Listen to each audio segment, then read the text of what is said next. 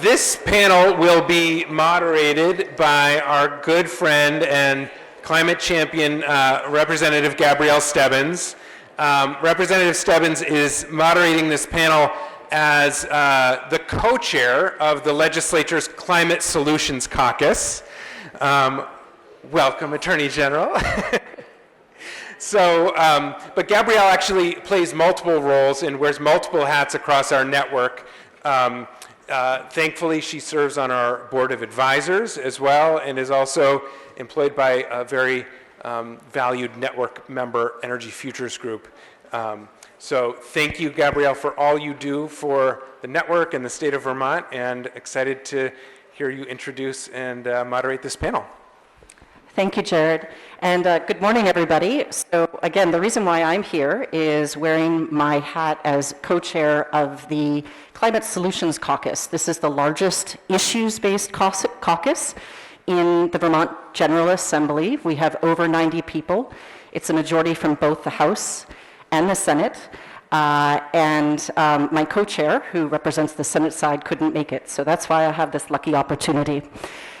We did receive a text from Treasurer Pieciak that he is on his way, hence the empty seat at the end.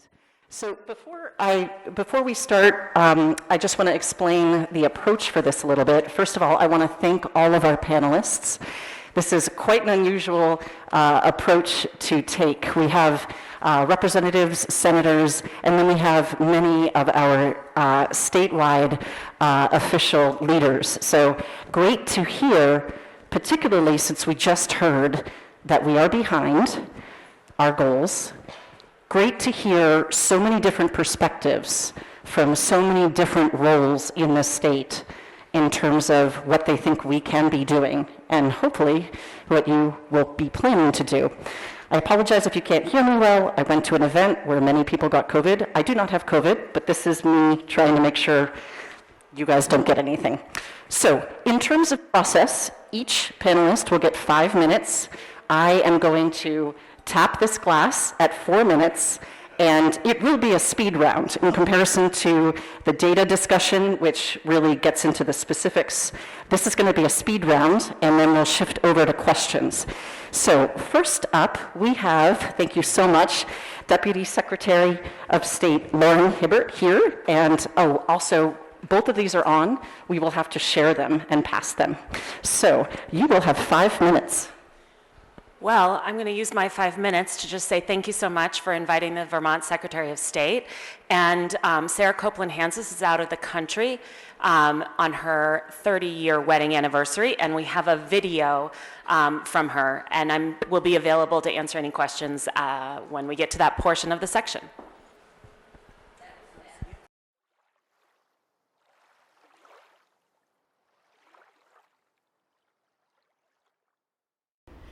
Hi, folks. I'm sorry I can't be with you in person. I am Secretary of State Sara Copeland Hanzas, and I am standing here along the Winooski River just behind my office on State Street.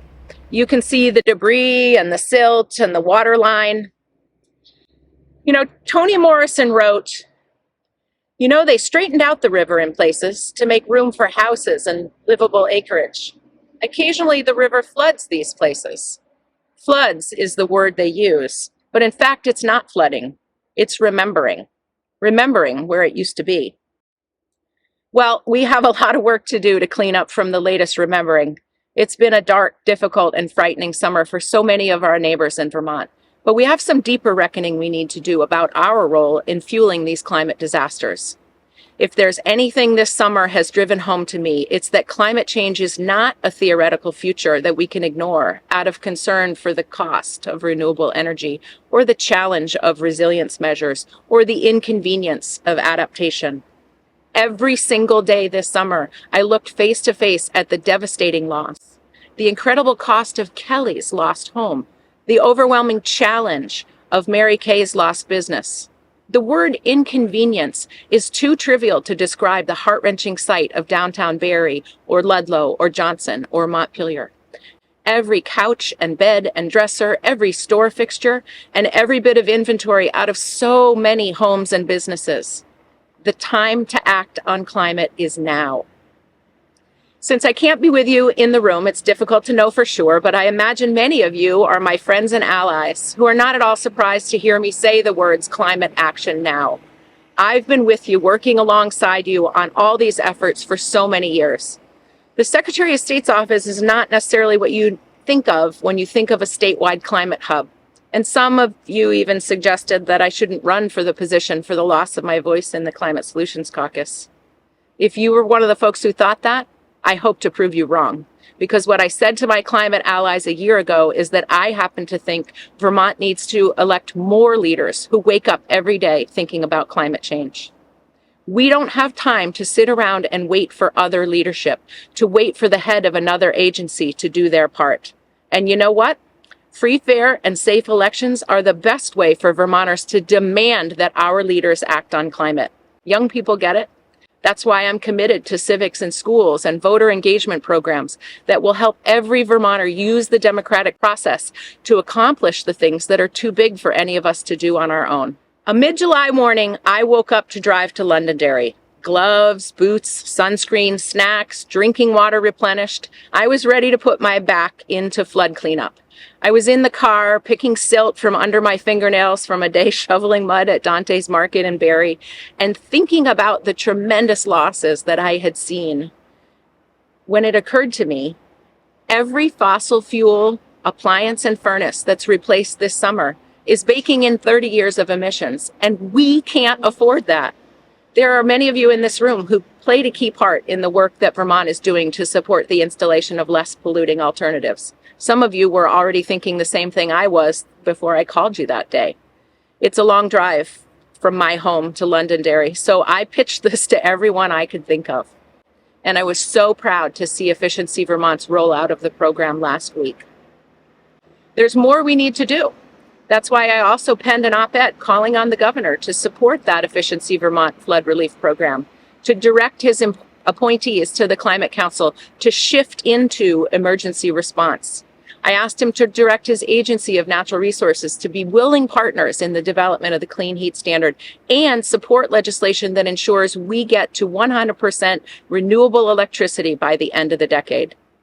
Before I sent out that piece, I sat down with the governor. I wanted to ask him, one leader to another, one parent to another, to please consider treating climate action with the same focus, respect for science, and sense of urgency he did in his COVID response, and that we're putting into flood response this summer. Thanks to the hard work of allies in this room, we've accomplished one of those things. Let's keep the conversation up about the rest. Please ask this administration to put their gloves on and get to work on the 2030 climate plan, the renewable energy standard, clean heat, and treating climate like the emergency it is. I'm proud to give you a look at the work my agency is doing to make sure every shoulder is put to the wheel on this. The most logical nexus of the Secretary of State's office to climate action is through our Office of Professional Regulation. We register residential contractors who do projects valued over $10,000 in Vermont homes. We've followed through with our promise to create a map so that Vermonters can find a contractor in their area. Next, we'll turn to our professionals in the industry to identify appropriate certifications that will show homeowners which contractors have specialized training in building efficiency and renewable energy. Vermont has building codes that help ensure our homes and commercial buildings are as efficient as possible, saving everyone on the cost of energy and emissions. Up until now, those codes are voluntary, which leaves many Vermonters with homes that leak heat in the winter and are increasingly difficult to keep comfortable in the extreme summer heat.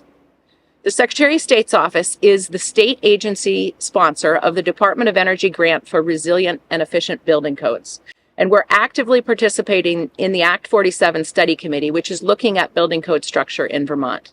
We need to empower Vermonters to build more efficient and greener homes and businesses. In an altered climate, weather events are going to be more extreme. The rivers will remember again. And the costs and the challenges and the inconvenience of inaction are mounting. I'm happy to be with you today to pledge my commitment to doing everything in my power to mitigate future suffering by ending our reliance on fossil fuels.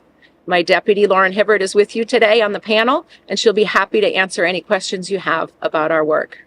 Thank you.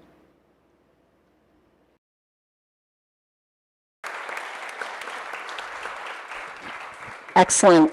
And what a pithy website, sos.vermont. So now we will pass the mic to our Attorney General, Charity Clark. Thank you so much. It's really, really wonderful to be here among friends on this incredibly important issue. I wanted to begin by saying that in my estimation, I consider myself to be the most environmentally oriented Attorney General in the country.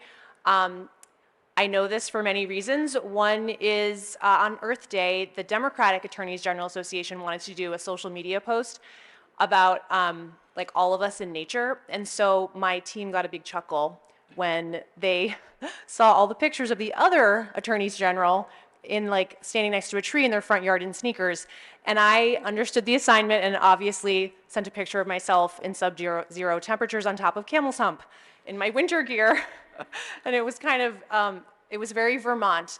But I also consider myself to be one of the most environmental attorney generals we've had in Vermont history. And it's something that comes not only from my vision for Vermont and for how we're going to use the Attorney General's office, but also from my own personal ethic and my upbringing in Vermont. Obviously, my name is Charity. I'm from Vermont. I think you know I was raised by Vermont hippies, and it really doesn't matter how high my heels get. That will always be true. Something that I really hope is that when I leave the Attorney General's office, part of my known legacy is the environmental work that I have done and that we've all done together. I want to introduce the director of my environmental unit is here, Laura Murphy. I like to bring Laura to things because she used to be a professor, so she always explains things perfectly. So if you have questions for me and I can't answer them, I know she'll be able to. But so what does this ethic mean when we look at what the priorities of the office are? The first priority for me is holding fossil fuel companies accountable. We have sued the 4 major fossil fuel companies using a greenwashing theory and the Consumer Protection Act. That case is ongoing. It's almost 2 years old. We're only at the beginning because the bad guys wanted to fight about forum. They wanted to fight in federal court, and we wanted to be in state court, and that decision hasn't been made yet by the judge. It's been almost a year, and so we're awaiting that decision. A few people have asked me, why haven't you sued on an environmental theory? Why just a greenwashing theory? And the reason why is because we're located in the Second Circuit Court of Appeals region. The Second Circuit, all the federal courts are assigned to a circuit. We're in the Second Circuit with Connecticut and New York, and there's bad precedent in the Second Circuit on the issue of bringing an environmental case against fossil fuel companies for climate change. There is a case right now in the Second Circuit involving Connecticut, and we are closely monitoring that case to see what happens. And maybe there's hope for us. Last week or the week before, California sued on an environmental theory in the Ninth Circuit. They're not in the Second Circuit. And so we're monitoring that case as well to see if there is some future where that's an action that we can take. But for now, we have our greenwashing case that we're working really hard on. The second item I want to raise is we, of course, are consumer experts at the Attorney General's office. I'm sure you all are aware of our consumer assistance program, and we kind of pride ourselves on our understanding of consumer behavior in addition to consumer law. And so we have created a climate-friendly consumer initiative to help educate consumers about climate-friendly products and services available to them, to amplify the work being done already by many of you in this room, but also to identify places where there isn't a voice yet. And we have a small business advocate and a home improvement specialist who can help not just the consumers, but also the workers who are installing our heat pumps, et cetera, because we want to make sure there's a workforce there. I see I'm getting a clink on a glass, so I'm not gonna take the full Sara Copeland Hanzas minutes that she indulged in. I'll keep it moving, but a couple other things. We also get involved on the multi-state level. So we involve ourselves in cases and amicus briefs, comment letters and such on the national level to make sure that Vermont's voice is heard. And something that happens in another state, of course, affects us, but I think it's no more apparent than in the environmental space that that's true. We currently have over 30 cases, active cases, happening on the national level, and over 30 amicus briefs and comment letters and such. So we will continue to do that work as well. In addition, we always are supportive of the climate action plan. The clean heat standard is something I was pleased to support in the legislature, and I'm thrilled that it is now law, and we'll continue to work on the other elements of the climate action plan and make sure we show up to support the work being done to implement that plan. And finally, the office is in the process of creating a climate-friendly office plan where we are instituting policies that reflect our values when it comes to climate. Some of those are really inspired by the few pages in the climate action plan that are kind of what can you do as an individual. So we're creating that plan to make sure that even things like when we have a lunch, let's have it be vegetarian. And thinking about, I had to go to a conference a month ago, and when I got my state fleet vehicle, it was a hybrid, and I said, can I get a hybrid plug-in? That would be better for the environment. So we're working on that as well, and it feels really good to be creative internally and with all of you and the work that you're doing as well. So thanks again for having me. I'm looking forward to the conversation. Thank you. And I apologize that I did not click for our Secretary of State, but I wasn't sure it would make any difference with the video.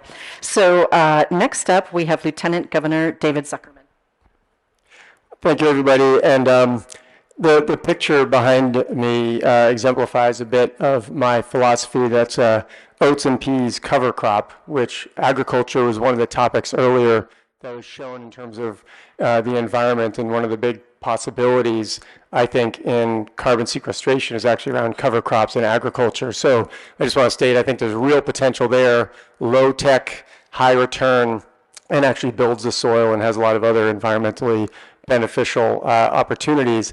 And I just point out that I chose to be a farmer as I studied environmental studies at University of Vermont because, in part, seeing that as a sector of our society, it was one of the largest polluters. Water quality is impacted, soil degradation, and carbon emissions. And so I've been sort of living my environmental philosophy and ethic since before I got involved in politics. When it comes to policies and so forth, I'm going to leave that to some of the legislative leaders for the coming session, in part because I'm going to throw out a few ideas that are maybe a few years down the line, which is a bit of how I've operated for many years on many issues, is promoting ideas and promulgating ideas that maybe need some more work to get there, but thinking in that slightly longer framework than the immediate. I will say in the immediate, relative to Secretary of State's work, I've been doing a book banning tour, or banned books are books worth reading tour, not book banning, for a number of reasons, but part of which is around democracy. Because without an informed and broadly critical thinking society, which is what books and information help us all become, we have a real unfortunate path that I think our country is going on, and some people would like to see, which is a narrower set of thinking and even potentially a breakdown of democracy towards a more authoritarian system. And if we go down any of those paths, I think many of our collective efforts on the environment can be kissed goodbye. So to me, the banned books are books worth reading tour is related to democracy, which is fundamentally related to our environmental future. Some of the topics that I really think we need to be looking at is housing, not just envelope and heating, but also scale and use. We have 56 to 58,000 second homes in our state, and we have folks who are unhoused. We have folks that have second, third, and fourth homes, which is a huge environmental impact relative to people having a first home to live in. So are there possibilities to have a progressive third set of property tax definitions to both get resources from folks who have second homes, both Vermonters and others, to put into affordable housing, weatherization, and other progressive economic and environmental opportunities? I think this is a discussion that we will have moving forward, or I hope we'll have. Additionally, have people thought about whether property tax could be based on per capita occupancy or density in housing? You know, we have some really big houses with really few people. That's not an environmental outcome. It's not a social outcome. If we look at a more progressive system of taxation with respect to people per square foot in a house, might encourage folks to rent out a room in their house or live with things like home share that some of you know Kirby Dunn did a lot of work on. And I just want to also offer that with more housing and more opportunities for housing, we would have more opportunities for folks to join that workforce that we are seeing a really difficult time filling in the energy field, from installation to maintenance, as we saw in the charts with the earlier conversation. I want to also point out that I think the Finance Committee in the Senate, or Ways and Means in the House, are some of the most important committees when it comes to environment and policy in general. I was told when I first got to the legislature many years ago that I should try to get on Ways and Means, because tax policy is policy, whether it's energy incentives and it's how much money do we have to then put into issues like resiliency, culverts, housing, weatherization. And I'll finally close with another idea, which is around hemp and hempcrete, which is also related to agriculture, as we see farms transitioning to potentially be another carbon sequester that could then be used in housing and energy efficiency. And lastly, because my time is up in 10 seconds, I also work hard to amplify messages. So if you have issues and ideas you want amplified, I put out a newsletter. There's a clipboard over there by my friend assistant, Lewis Porter. It's going to go around the room for you to sign up for if you'd like, but also if you want issues amplified, please reach out to my office so we can build that energy for the future. Thank you. Thank you, Lieutenant Governor. So far, you win the award for timeliness, no offense. And hello, Treasurer. I'm going to let you take a seat and take a breath, even though technically you should be up next. So we're going to shift over to Senator Bray, who is the chair of Senate Natural Resources and Energy Committee. Good morning, everyone. It's great to be back at the EAN conference. It's always a great day great days of learning. The challenges we're talking about are so profound that I want to just pause and think about, I think about for myself, and I hope all of us will think about how we orient ourselves to the work. And for a theme, I'll start with a Mario Cuomo quote: "We campaign in poetry, but we govern in prose." And so as legislators on the panel talk about what's coming for the coming session, I think that's going to be, some of that will be the prose, but how do we each of us come to that work? And for me, I have a family background their members of my family are from the clergy and also mainly doctors, 5 physicians. So I grew up around people who are interested in healing, and I think that's the frame of mind I inherited coming into it. My father said,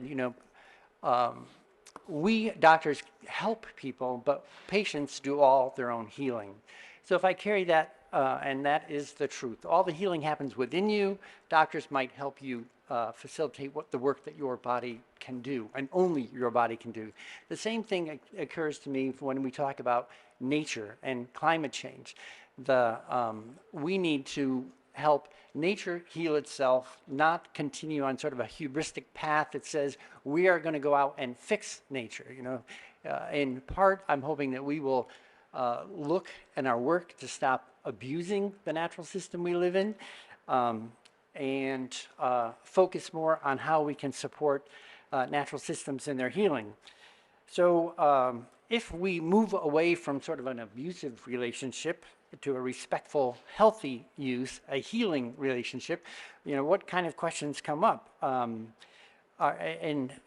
They're not just things for our minds. There's a lot of great minds in this room. There are also a lot of great hearts, and I don't think we often talk about bringing our hearts to the work.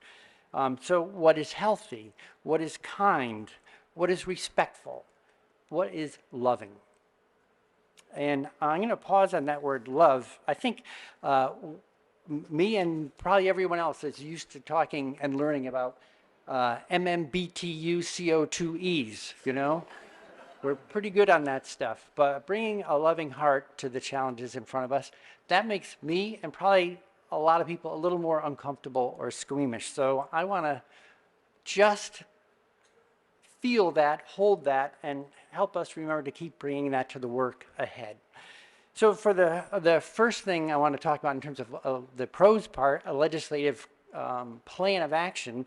Back in 2020, I had introduced a constitutional amendment to create a right to clean air, water, and land that is a healthy environment. COVID derailed that, and I'll be reintroducing that along with many colleagues this January. Because that provides the legal foundation for that healthy, loving, supportive relationship with the natural world that we're in. Secondly, the Affordable Heat Act. It was a big lift to get that to where it is, but it's only the first of at least 2 lifts, you know. So I want to avoid the legislative predisposition to bright shiny object syndrome.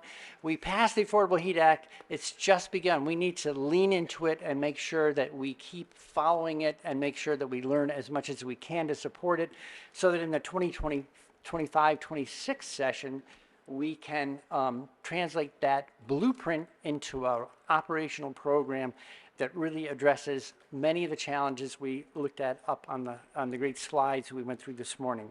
The third thing I want to talk about is the renewable energy standard. I was happy to work with others on passing that in 2015, but it's time for what some people are calling the RES 2.0. Yes, we have the cleanest grid in the United States. Yes, there's that helps gives genuine meaning to the notion of beneficial electrification, but we're still roughly 1/3, not bound by law to be renewable. And then what do we mean by clean? So there's a deep discussion there to be had and worked through. The next thing I want to say is that 100% clean grid is an equity element. It means that everyone, regardless of their wealth or location, has the ability to flip the switch and get clean energy. My time is running out, or maybe it is out. I'm going to just mention a couple more things very briefly. We need to come back to climate resilience work. Post-Irene, we learned a lot. We did a lot of good things. We need to re-examine what we did, re-examine gaps, and look at modifications to take us forward.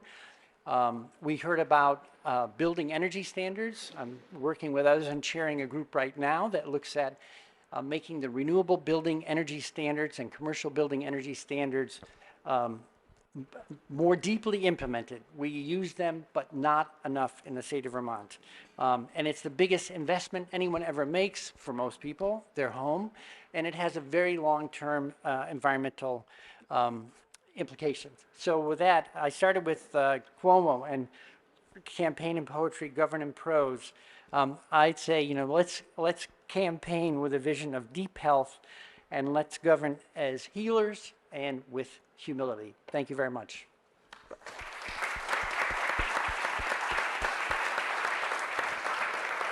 Thank you, Senator.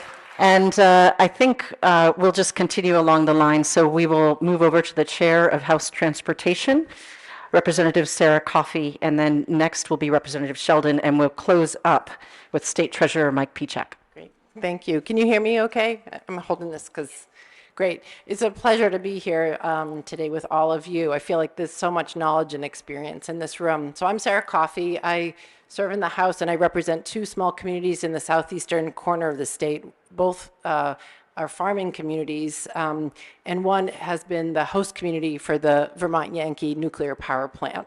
So I come to this work, I carry those voices with me into the work as well, because I'm just as concerned for our rural communities, especially in the transportation sector, where we have to drive a whole lot. So just to give you some context, what I love about the Transportation Committee is we're both a money committee and a policy committee. So what that means is that we get to make these decisions that are in step with one another. And so because we all know, we can recognize in this room that to do this work, we need money to do a lot of this work as well. So we want to make sure that our policy is connected with our money decisions. And before I go on much further, I'm really happy that a member of our committee is here today, Representative Scott Campbell from St. Johnsbury. And it's been an exciting first year. This has been my first year as the chair.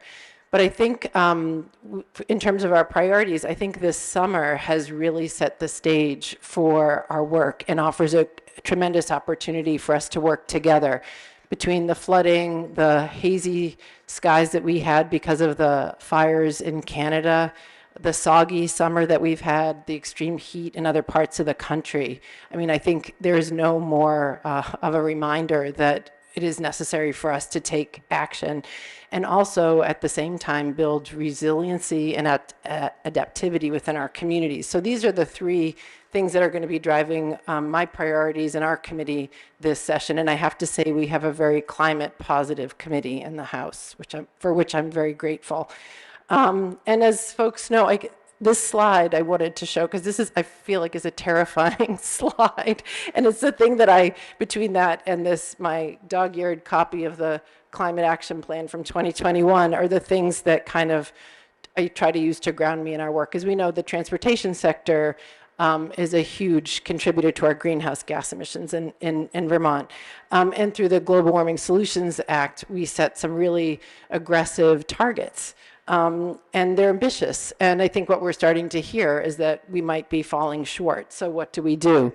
Similar to what's going on at the international level, like we have some real challenges. And I come to this work in the legislature from the performing arts, and you might say, why? What expertise do I have in this work? But the performing arts field is highly collaborative. And I think for us to tackle this work, we need to have collaboration between our committees in the House, in the Senate, the administration, the Agency of Transportation. We're working closely with the community development folks within the office, the ACCD, and we're going to be needing to work with the energy sector and businesses and so on and so forth in order for us to make this successful.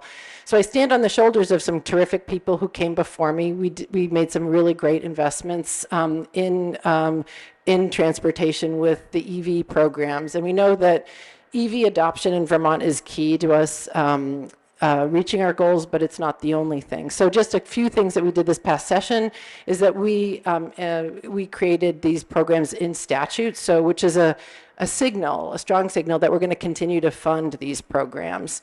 And I think the challenge is how are we doing? We're doing a lot of assessment, and we're going to continue to do that. It's like, what are the barriers for people to adopt an EV?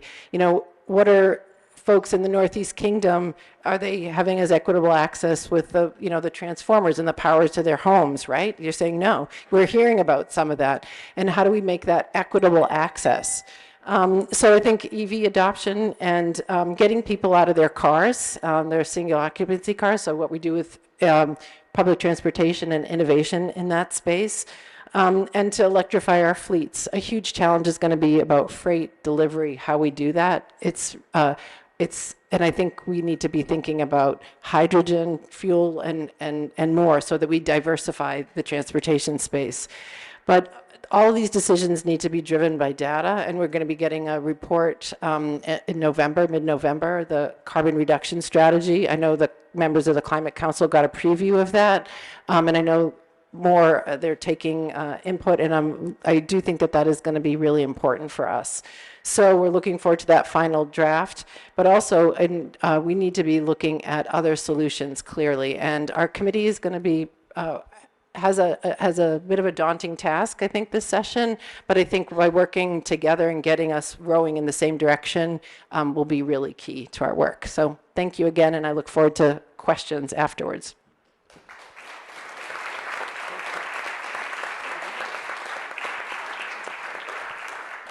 Thank you, Chair. Next up, we have another chair, Representative Amy Sheldon from the House Environment and Energy Committee. Thank you. It's a great pleasure to be here this morning. And I want to just take a second to recognize that Gabrielle is also on the House Environment and Energy Committee, and we have another member of the committee here, Dara Torrey. So feel free to grab them and talk to them about what's happening in our committee later on.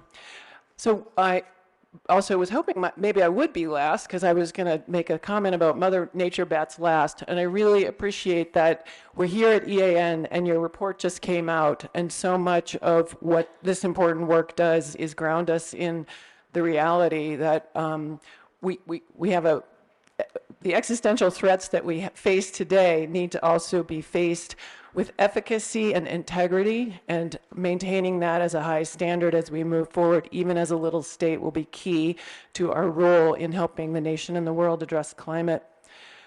I guess I start this conversation, or this position I sit in as chair, with a deep understanding that there are multiple crises that we're facing, and they are all integrally related. We have a human health crisis, we have a biodiversity crisis, and we have a climate crisis. And the human health crisis is a mental, physical, and spiritual crisis that can mostly, I strongly believe, be addressed by reintegrating our economy and ourselves with nature. Secondly, we have a biodiversity crisis, which is a conflagration of our mismanagement of this earth, and we have a responsibility to address it. It's two big things. Many people know the IPCC talks about the million species we're at risk of losing imminently, but additionally, it's an abundance crisis. Since 1970, most species, not all, there's been a few successes, but most species have declined by 70%. Finally, the climate crisis. Many have articulated and shown on video well that it couldn't be more clear now. After a summer of extremes and catastrophes, our state started in a near drought, or some counties, I believe, were in a drought, and quickly toggled to flooding that affected many of us in different ways, and uniquely compared to Tropical Storm Irene. So it couldn't be more clear, and the time is ripe for us to double down. I know, like, this is preaching to the choir. You're all here because you've already been doing all this great work. We've done great work, and we can do better, and we can raise the bar for ourselves along the way. So our priorities for the session, I think it's really important for us, thinking holistically, to realize they're not either or decisions we're making, but they have to be both and situation that we're in. And I think thinking about the multiple benefits we get when we do good work, addressing all of those challenges before us, is a place for where we will start the conversation. Another one, which the EAN report, which frankly, you know, I read this last night because I just got it in the mail like all of you. And if it doesn't hit you over the head that we in the United States consume more than our share of resources, including energy, we need to start with conservation and reminding ourselves that our individual actions add up and they drive the market. And I think it's important for us to continue to understand that and share that information. I know together we can do more, but individually we can do a lot. And remembering that conservation is really, really key. I think that last session, we passed a really important bill, H126, which is the Community Resilience and Biodiversity Protection Act. It is now a model for the rest of the country and potentially the world. We worked hard to have a really high focus on biodiversity and set a standard. We've done that with the Affordable Heat Act. I believe other states are already looking to us as a model and enacting similar legislation. And we can do that again as we look to updating the renewable energy standard. That work is, many of the folks in this room are engaged in our stakeholder group. We've had 2 meetings, we're about to have a 3rd, so it's kind of underway. It's a little premature to predict where that's going, but it will be informed by the data, and it will address and improve and raise the bar again. We have an opportunity there. In our committee, we're going to be looking at, like I said, the frame is community resilience and biodiversity protection. We have probably 5 studies out there that are going to inform land use and land use regulation. And I go back to the holistic approach when we talk about updating our statewide land use regulations and supporting our planning community so that our communities can address those crises simultaneously. We think about how does our built environment make sure that every Vermonter has a connection to nature where they live, so that they can actually walk and explore and be in nature without getting in their cars. So that's the smaller picture. The other picture is following through on implementation of the Community Resilience and Biodiversity Protection Act. It's a phased thing. There'll be information coming back to us, making sure that future legislators fund the conservation work that's necessary. And I guess with that, I will hold and pass the mic to Mike. Thank you all.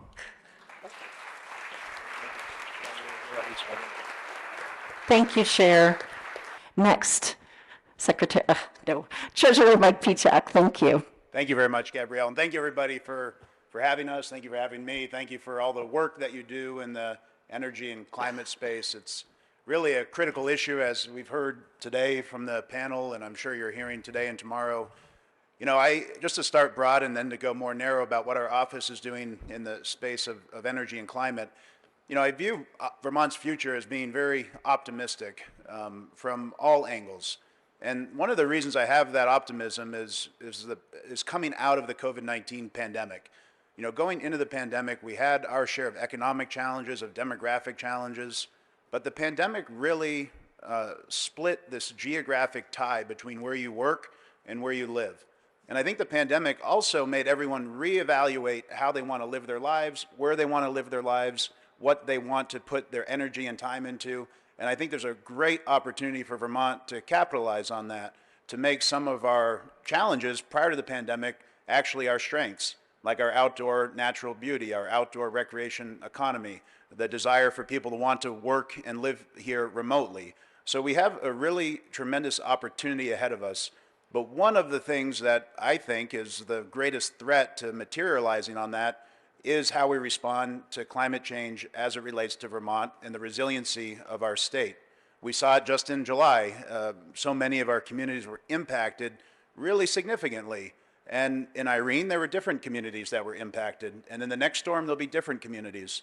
So our real challenge is to try to figure out not just how to build back more resiliently, which is a challenge, but an even bigger challenge will be figuring out how to get ahead of the next severe weather event so that we don't experience the same kind of devastation and the same kind of damage, and that we continue to be a spot that people want to move to, view as being relatively climate safe compared to other parts of the country. And I think that will carry over into a whole host of benefits for the state. So I'm very optimistic about our future, but I really think of climate resiliency as being one of the key challenges that faces us square ahead. And it's something that we can't solve overnight. We're going to have a sustained effort to do it. So in terms of our office and what we've been doing to work on climate, a couple of things just to mention. We've been working with the Department of Buildings and Grounds to make sure that they have the flexibility that they need to operate the state energy management program. So the Treasurer's Office provides funds to that program for the efficiency of state buildings. It's been a program that's worked with great success. They needed some more flexibility in terms of tackling some of the bigger projects for the state, and we've agreed to provide that flexibility, and I think it's really going to be a mutually beneficial relationship. The Treasurer's Office provides the funds, they use the funds to do the energy efficiency projects, and the state makes money basically in the long run by those energy savings. We've also expanded this program called 10% in Vermont, and we focused on housing, energy, climate action, and then social equity goals. We announced the first round of that 10% money, $55.5 million for housing. This is affordable housing. I think housing is a big component of our sort of energy and climate future too. We need to build smartly and build densely to have some of the, to mitigate some of the worst impacts of climate and climate disaster.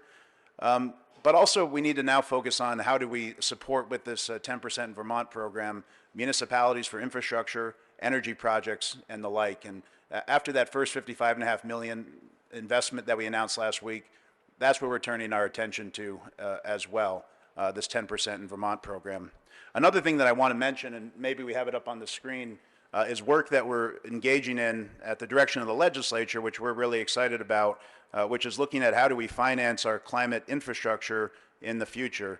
One way to do that, or a way to think about this more tangibly, is that a lot of states have designated an entity or created an entity in their state to be their state's green bank, to sort of be the collaborator, the point person, the entity that is leveraging philanthropic dollars, state dollars, federal dollars, and then putting those to use for the priorities relating to climate.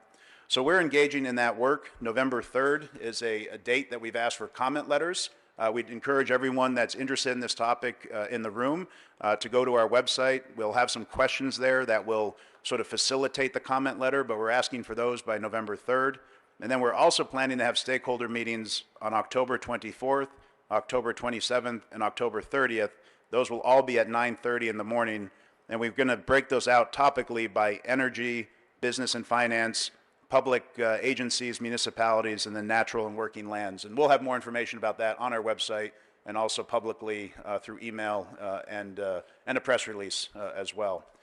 And then just the last thing I want to mention, because I see Beth and she'll probably, want me to make sure that I talked about this because she reached out to me and made a good point. There's a bill S-42 that's working its way through the House and the Senate. It's a bill that would be focusing on fossil fuel divestment from our state pension funds. And I just want to thank the folks from Third Act because they brought this early last session. But they've also been very open to hearing the ways to do it, in my opinion, appropriately and correct. And they've been a great partner in trying to navigate a compromise on a bill, which is a bill that I supported once we got to the compromise. The first thing as treasurer is to do no harm to the pension system. I don't believe this bill does that.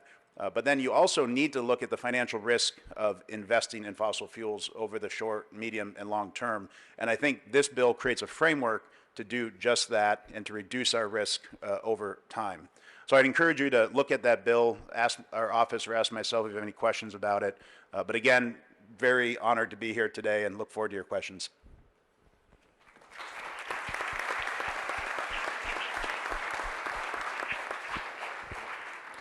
Thank you, Treasurer. And I just want to highlight, there was a comment in Slido thanking you all, and in particular for not just talking about MMBTUs and KWHs, but talking about the human element of this challenge at hand, because certainly we will not get through this without working together.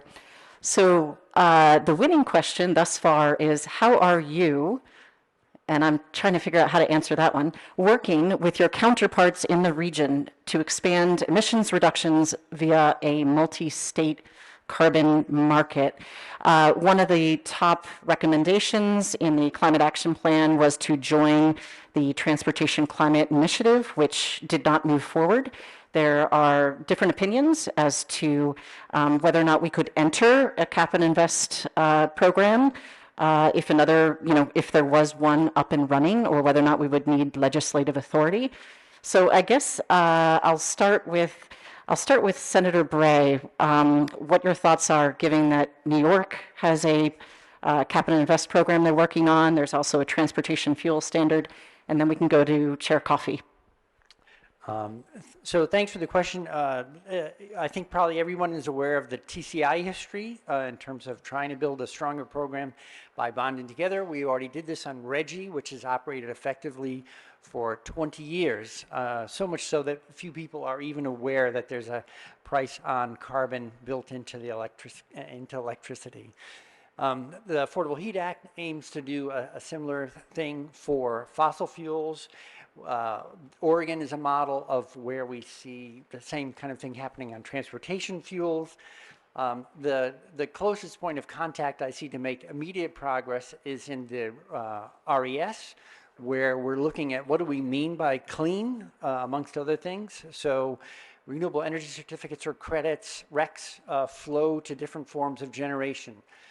Which forms how do you define clean in such a way that you drive you help shape the marketplace in a way that is both promotes projects that we want to favor because of their benefits, as well as reaching out to our neighboring states that also have definitions of clean energy in the rec marketplace. So there's that's a really short, high-level answer, but I think we could have an all-day discussion about this one. Great, great. So I think I'll speak to it from the transportation space. New York State is starting a cap and invest program, and I think one of the things that we're going to be needing to hear about is more about that program and whether there's openness for Vermont to join that program. I'm a strong believer that we need to find regional solutions to these problems, and I think that is one such possibility. I also, in August, I attended the National Caucus of Environmental Legislators, and it was truly inspiring to see what's going on in that space across states, because I think with the logjam at the federal level, like the future and the possibility is really strongly believed to be at the state level. And so it's exciting. I got to meet a lot of other chairs of transportation committees, which was really great. And to see what other states are doing, because I think while New York State is it's right next door, it's there. I think there might also be some other levers that we need to be looking at. And like I said, this carbon reduction strategy that we're going to be getting, I hope will help pave the way, and I look forward to working with the administration on this. This is something that's going to require us working together. So, sure. One other thing I wanted to just add in, it was the sixth thing on my list of things I hope we work on this coming session, and it is to find long-term sustainable funding. So right now we're enjoying an unprecedented surge of federal dollars. It's letting us step programs up, but we don't want to launch programs that then sail off a funding cliff. And so these sorts of programs, especially when they have the strength of being regional, means that we can create, just like the RGGI program did, long-term sustainable funding to make sustainable gains without throwing the whole energy industry, which is very much interested in participating, through a roller coaster ride. Sure. just one more thing. I know that this afternoon we're going to be hearing from Andrea Wright and others. I think when we get this climate strategy plan together, it can open up some other federal dollars. But I do think we can't rely only on federal grants to do this work. We're going to need state initiatives as well to do a lot of this work. Well, and as someone who filled out that survey, it was interesting to me to note, this is the survey from VTrans, it was interesting for me to note that that the greatest way we could reduce emissions was through joining a cap and invest program. But did anyone on the panel want to comment on this question before I move on to the next question? I just wanted to briefly mention that as we look at renewable energy and renewable energy standards, we also have to somehow break down the idea that we have to export that production. We have to have more of that production in state. We've put up a lot of hurdles in the last number of years around particularly wind turbines, but also some aspects of solar, larger solar. We can and should do that in our own backyards as well. Okay. The next winning question, although it's a bit of a segue, but maybe that's a good thing, is what ideas do you have to reduce the cost pressures on electric ratepayers, parentheses, encourage beneficial electrification, energy equity, investment in grid resiliency? Who would like to take a first stab at this? Well, I'll say a little something since this is really a follow-on to our discussion just leading in. So, we talked about beneficial electric. Thank you. I just want to the conversation we've been having already up here in Q&A. It leads right into this one. So, when we talk about the RES, it's a plan for creating cleaner energy, but we need to redefine, we need to make the term beneficial electrification truly meaningful by making sure that the supply that people are drawing on is actually clean energy. And we'll again, there's a deeper discussion about how we define it. It has financial implications and for the near term and the long term. So I think for me that is, and it also has equity implications. So again, we've counted a lot in Vermont on energy pioneers to do the work, for instance, net metering. But we're also interested in making sure that everyone in Vermont participates in an equal footing. We saw earlier this morning the energy burden information that shows that costs and the benefits of a clean energy economy aren't being equally felt. So looking more broadly at standards, including long-term funding mechanisms, we need to get the pros right behind the more poetic vision of having a more just society. I guess in the interest of where I talked a little bit about was, we hear about the increased costs that come from renewables, and I think that there's a case to be made there, but there's also a case to be made for the cost of them coming down. So we're open to learning about the actual costs of increasing our reliance on them.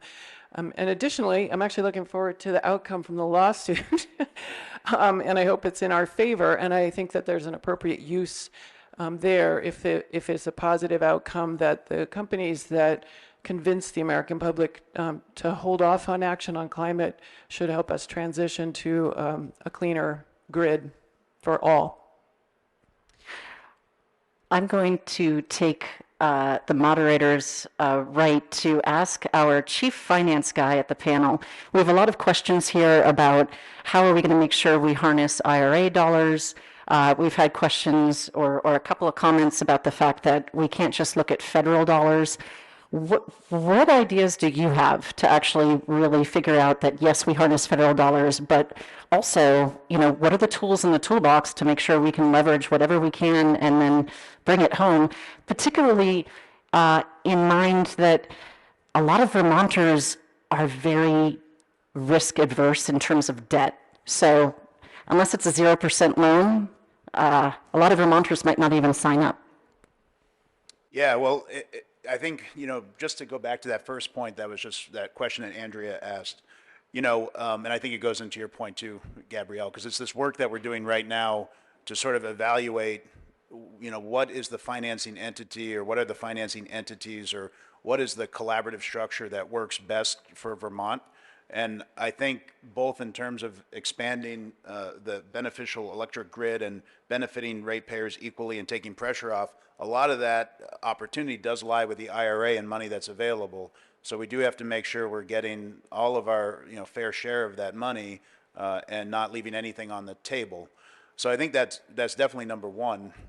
But in terms of this this process that we're going through, what I hope it will reveal is how do we combine all of the beneficial things that are happening, like that Rob Miller is working on, that the private sector is working on, that different agencies are working on, and make sure we're collaborating with each other to get the best kind of outcomes. So I think the resources are, private, philanthropic, federal, and then there's state too. So what are some other ideas to bring, money to the state for this? I do think there are potential, I don't want to give them away here, but there are things that we're thinking about that would draw on entities that do business in Vermont, that have significant capital in Vermont, and how can we get them to invest in Vermont for climate resiliency and mitigation, because it's in their own best interest as well in the long term. So I think we have to think creatively, but I think one of the biggest benefits we could get is making sure we're collaboratively thinking and prioritizing all of these different funding sources so that we're making the biggest impact. And again, I just encourage people to engage with us in this process for the next 3 months as we continue our work. Any other comments from panelists?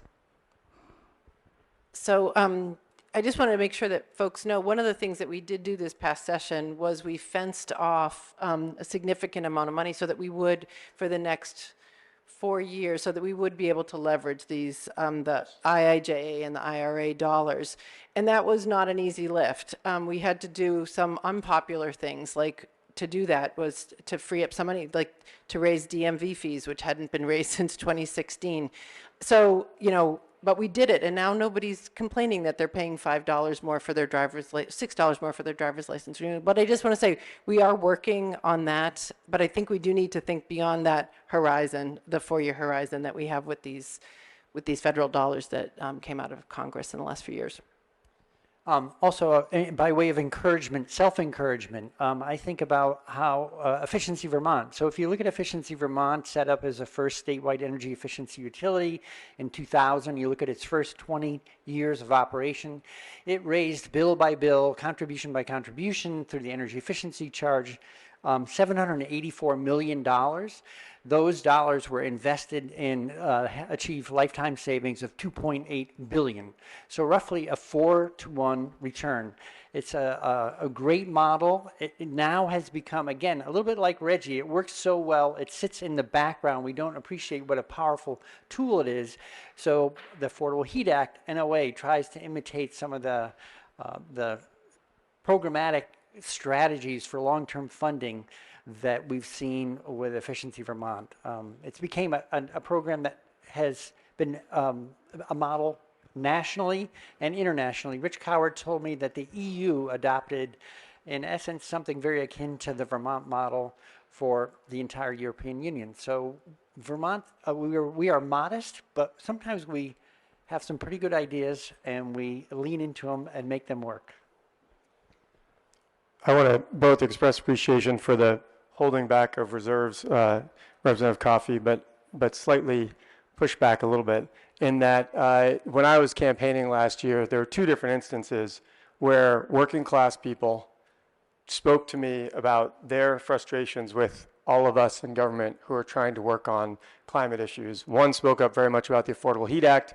He didn't recognize who I was. He was pointing at my sign at my feet during a honking wave going, this guy wants to make me replace my heating system for $30,000. Where is someone like me supposed to come up with this money? And he railed on me for about 2 or 3 minutes, and I listened, and I extended my hand. I said, hi, I'm that guy. And I said, but also, I'm advocating that when we do, first of all, no one's forcing you to do anything in the Affordable Heat Act. But there are incentives and support to help you do it. But secondly, the conversation around economic progressivity is something that I will be bringing up, and I have brought it up, and I will continue to bring it up, whether there's media in the room or not, to talk about progressive taxes. Because until we talk about this in a way that is going to be cost beneficial for a lot of people who are not in this room, if I can hazard a generality, we are going to lose the public debate. And the second of those stories was at Thunder Road, and I'm walking along, and this guy goes, I know you. I hear you on the radio. I don't agree with anything you say, but at least you say what you believe. And I said, well, fair enough. And we got bantering back and forth, and this guy came up and said, one of his buddies, and held up as if he was holding a license plate. And he said, how come my license plate fees keep going up? And I said, well, I'll tell you why. Because ultimately, government has to be funded. And when you vote for people that say no taxes, no taxes, no taxes, you're going to see your fees go up and up and up. And one of the guys said, well, we know that's never going to happen. And I said, well, that's because bleepity bleeps like you keep buying it and voting for them. And they all laughed and chummed and got along as if we were on the bonfire having a beer. We've got to reach those people, and we've got to reach those people by talking about dealing with the environment in an economically just way. And an earlier slide pointed out that who's getting hit harder with their bills as a percentage of their income. So I'm a bit of a broken record, but I'm going to come back to the economic disparity issue if we're going to truly get to the bottom of the environmental consequences of our actions. Thank you, Lieutenant Governor. I might say Vermont has one of the more progressive tax structures. So I think, as someone who's lobbied within the building, it can be challenging to talk about how do you make it even more progressive. But I appreciate your comments with regards to second, third, fourth homeowners and opportunities there. I want to just highlight, we all know in this room, at least I think we all know, that in the long run, if you weatherize your home and you shift to more affordable heating sources, you save money. The question is the upfront cost. And if we have Vermonters who do not either have the ability because they have poor credit or they have no credit, and so they can't pay for that, or they're afraid, or they're 75, so why would they make that investment? I'm going to go back again to Treasurer Pieciak. What are the financing tools there so that we can apply that savings, those 10, 15, 20-year savings up front? Yeah, well, I think, obviously, in this rate environment, low interest loans are going to be critical to making those kind of investments on individuals' home. I think also thinking about how they can make those investments against the equity that they have in their homes too, so that when they do sell their home or when they do pass it on, it's more connected necessarily to the home than to that individual. I think that's one way of potentially trying to, enhance more opportunity. I think there's also the need for, grants too, for, payments for individuals, particularly low income individuals, because, a lot of people don't want even a low interest rate loan. They have enough loans in their lives. And if they're going to make an investment like that on their property, then we need to, in the short term, subsidize them and subsidize that decision because, it is potentially a big, expensive upfront investment. So I think all of those things, I think thinking creatively about, how to take advantage of the equity in somebody's home. I think trying to think about low interest loans, trying to think about grant programs, and some of those things exist now, and I think all of them probably want more resources and need more resources to be successful.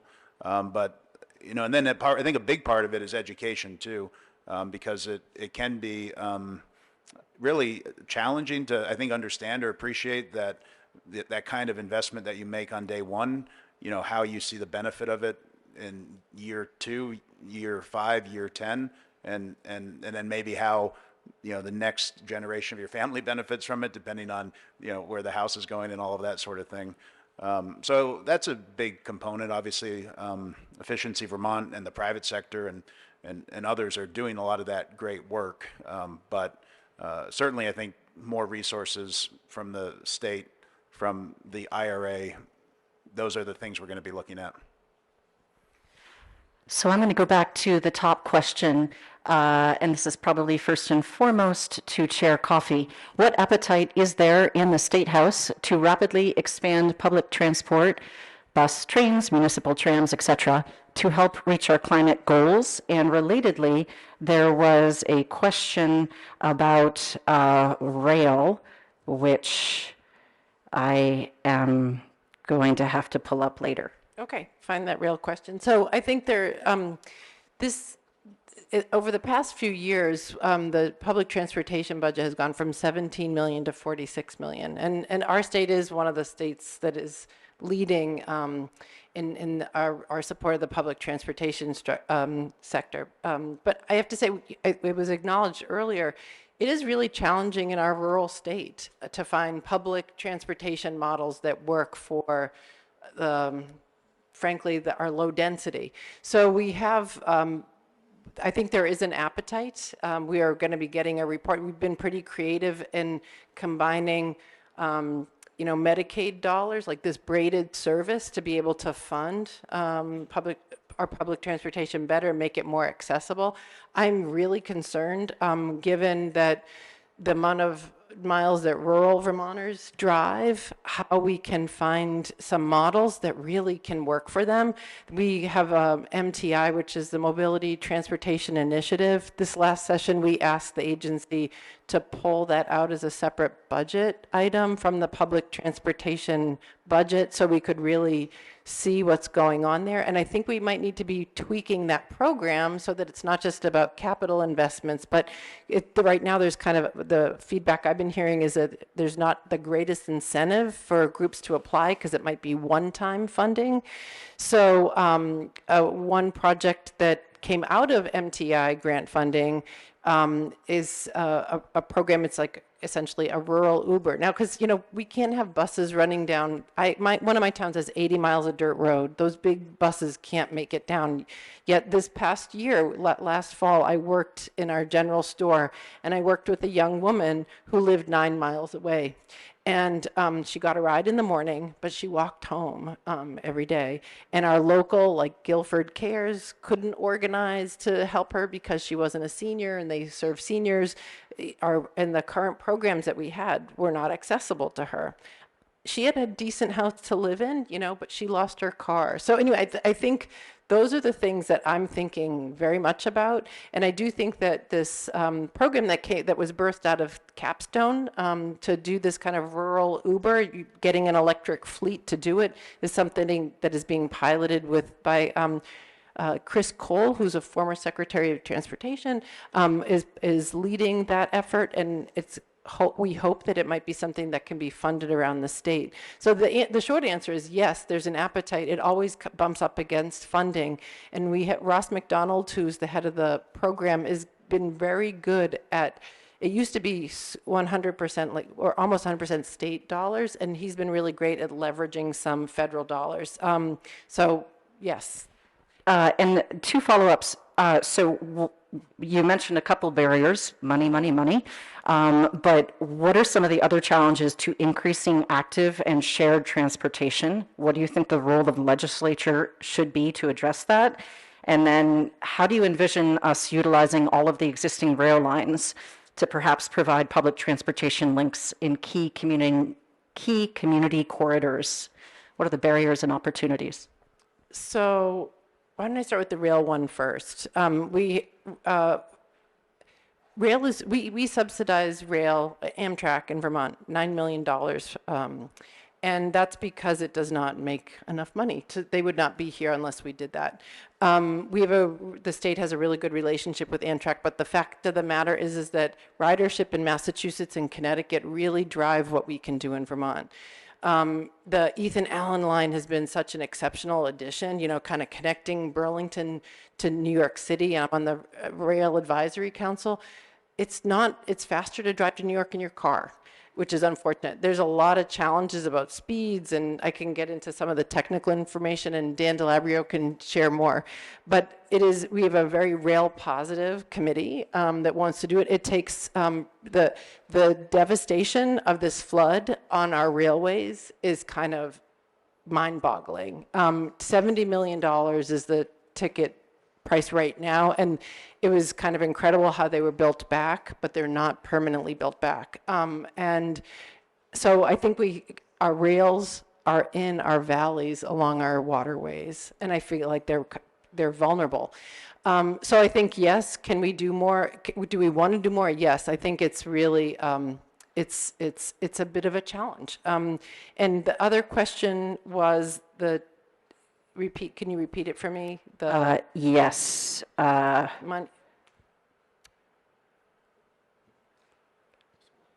of it was money, we think. It always comes back to money. I mean, we have to make... It does, but we can come back once I find it. Yep. So I'm going to ask our Attorney General, we have 2 or 3 questions about lawsuits, and I will let you start with your preamble first that explained to me what your job was and what your role, but here are the questions. Is there a lawsuit because our state is not meeting our climate goals? And what type would the state attorney play in that suit? So that's a first question. Another question is, other AGs have signed a letter to the FTC advising that unbundled RECs are deceptive and hurt renewability goals. Will the Vermont AG sign on? So I don't have a pen, so I'm going to have to remember your questions. The state's attorney is not me. I'm the attorney general. The state's attorney is in every county, and they are a criminal prosecutor for that county. So which is super confusing, but I just want to clarify that. The attorney general's main job is she is the lawyer to the state. So state wants to bring a lawsuit, attorney general can do that. State gets sued, attorney general defends the lawsuit. So if the state is sued, I will defend the lawsuit. When it comes to the Global Warming Solutions Act, I don't perceive the mechanism of the lawsuit as being the most efficient and speedy way of meeting our climate goals. And I think that's the general philosophy. The best thing we can be doing to meet our climate goals is what we're doing right now. We're meeting together, we're collaborating, we're talking to each other. This panel has been so impressive. I think Vermonters who hear how knowledgeable our leaders are will feel assured that we are on track to be making meeting our climate goals. But so that's the answer to that question. I feel like I missed your last question. Oh, the Rex question. So we have a process we follow for signing on to letters and multi-state lawsuits and whatnot. So Laura and I can look into that, and maybe I'll post it on my social media to answer your question. I don't have the question right now, but I'll answer it when I get back to the office. Thank you. And then there's a third one for you, the science behind linking individual emitters to climate damages has vastly improved in recent years, but is not well leveraged in litigation. Any thoughts? So as a sort of principle, I believe in the polluter pays model and like that approach. But what my goal is to bring a lawsuit that's going to be effective.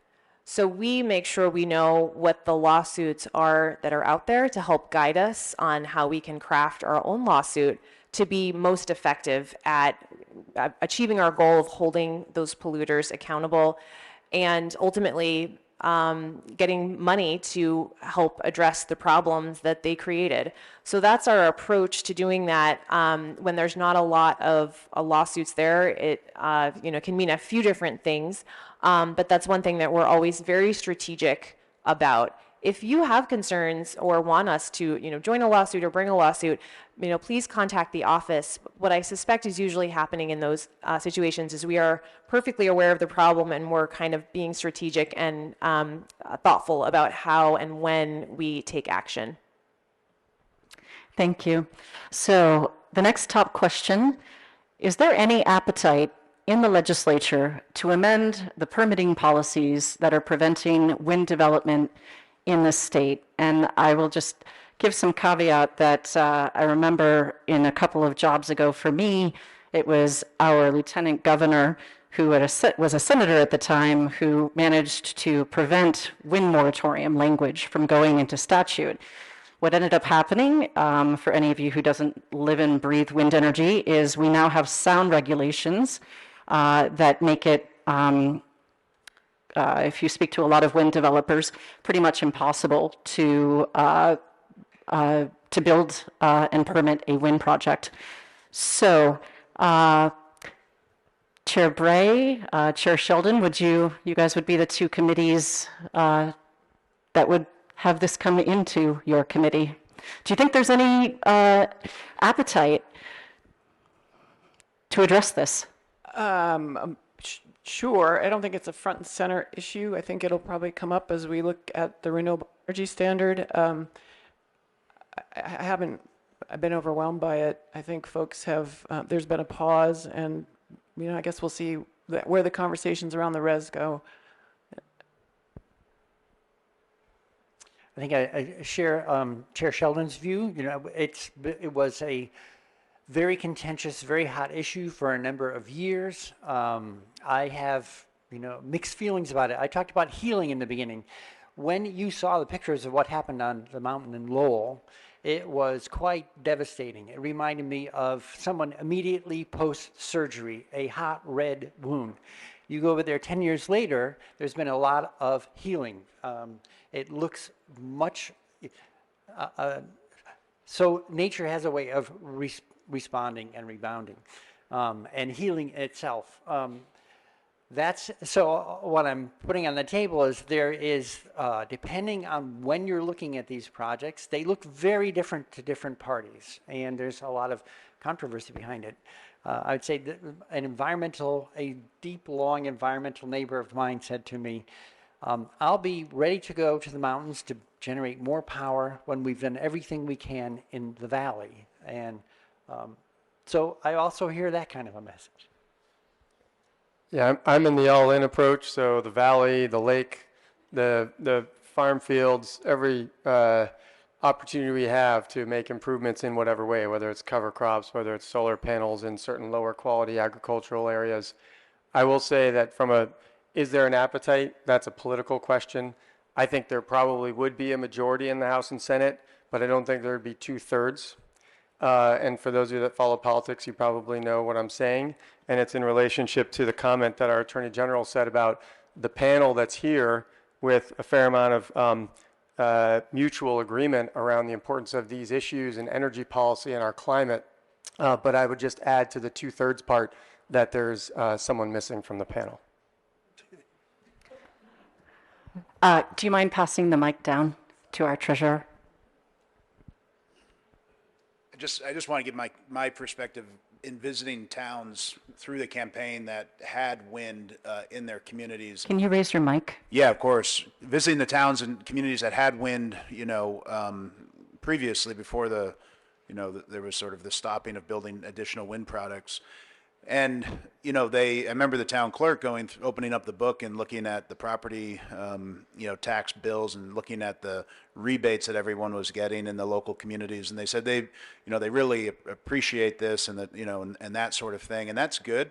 But I think that communities should have more ownership in these kind of projects if they do get created, an actual equity ownership, that they benefit as a community, not just in terms of a payoff, if you will, but that they actually benefit from the project itself. And I think you can then get a stronger community buy-in for this kind of project. I think it'll have more success locally. And then I think communities can be self-directed in the direction that they want to go. And so I just want to add that perspective in terms of, our thinking about this and talking with community members in those towns that do have wind. I couldn't agree more. The island of Samso off Denmark is a great example of community ownership. I will highlight that is a double standard. We do not expect that from fossil fuel plants. We do not expect that from nuclear plants. We don't expect it from our gas stations. So again, going back to what a few of you have talked about, it's education and it's a conversation with our fellow Vermonters. I want to shift gears a little bit to workforce. Since we do have the Deputy Secretary here, Office of Professional Regulation, we had a lot of work to do and workforce shortages everywhere. What can your office do about that? So our office can make sure that the barriers to get into a profession are the appropriate level to protect the public, but not so high that people don't get into the profession. As Sara mentioned, we do register home contractors. It's up and running. The program went live in April. We started building it in November of last year. And it's completely mandatory in April of next year. So anything that you folks can do to get the word out, we'd really appreciate the partnership on that. And then we have strong partners over at the Department of Fire Safety who actually, they regulate plumbers, electricians, HVAC folks, and they really do the majority of the work. So what we need to do is build apprenticeships and invest in career technical education. Again, that comes down to money. That's not something my office does, but we need to make sure that there's a solid career path for this workforce and that we're talking about the major investments that are coming from the federal funds, from state funds, so that people coming through high school right now see this as a valuable career, one that is going to be here for a long time, and one where they can make a living. So those are the things that I think we all should be talking about when we're building a workforce. Thank you. It is 12:20. I would love to keep going, but it is lunchtime, and I would love to ask one more question, but I'm going to stop. Thank you all for your leadership, your vision, your courage, and please keep talking to each other and fellow states.